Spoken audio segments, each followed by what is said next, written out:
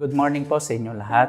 Ako nga po pala si Christopher, kapatid po ni Jerome Dumapias. Kasama ko nga pala yung aking ina na si Urselina Dumapias na naging beneficiary ni Jerome Dumapias. Noong June 12 ng gabi, nalaman po namin yung aksidente. Pero ang nangyari noon, nalaman ko lang sa aking ina na tumawag sa akin ng gabi na iyon na pumunta daw ako dito sa Mandaluyong. Hindi ako naniwala sa insidente na iyon dahil ito si Jerome ay nagpa-prank. Kaya sinasabi ko sa magulang ko, baka biro lang ito ni Jerome. Hindi ako naniwala kagad. Sabi ng aking kapatid na si Melda Dumapias na andito daw po sa may rotonda ng Pasig sa Purinarya. Pumunta ako doon at doon nga po nakita ko na totoo yung mga sinasabi po nila. Napabigat din sa amin yung nangyari, yung Kyoge Purinarya. Ang malaki pala ang babayaran namin sa kanila.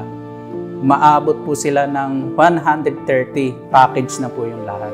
Nang lumapit po kami sa M-Global, pinapunta kami dito sa OBI na nalaman po namin na meron palang pinilapan ang aming kapatid na si Jerome Dumapias ng insurance. Doon kami natuwa ng bawat isa sa amin ng pamilya na may matatanggap pala ito si Jerome. Inasikaso naman po namin yung hinihingi nila ng mga requirements. At agad namin ito na kumpleto at ipinasa ng Lunes din po sa OBI. At sa pagdating po namin sa opisina, ay naramdaman po namin yung pakikiramay nila nung nalaman nila na nawala na pala ang aming kapatid. At agad-agad naman po na inasikaso nila yung mga requirements namin na aming pinasa sa kanila. At sinabi naman ng isang staff nila na balik na rin kami ng kinabukasan. Yun nga po ang ginawa namin, bumalik kami.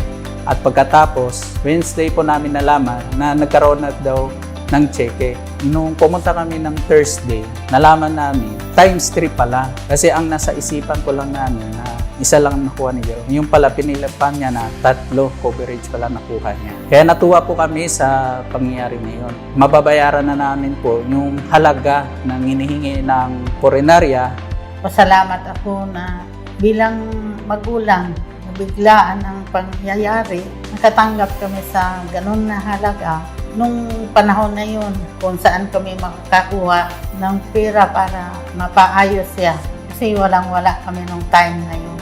At nagpasalamat ako, lahat-lahat sa natanggap namin na chike, lahat na utang, at saka merong konting naiwan para sa pang-araw-araw namin kailangan sa paglakad, sa pangyayari na mahuli sana ang nagpinsala sa kanya, yung bumaril sa kanya. Yun ang asikasuhin namin. Kami, bawat ng pamilya, kasama ang aking ina, kami ay nagpapasalamat sa company na pinasukan ni Jerome sa M-Global at OBI.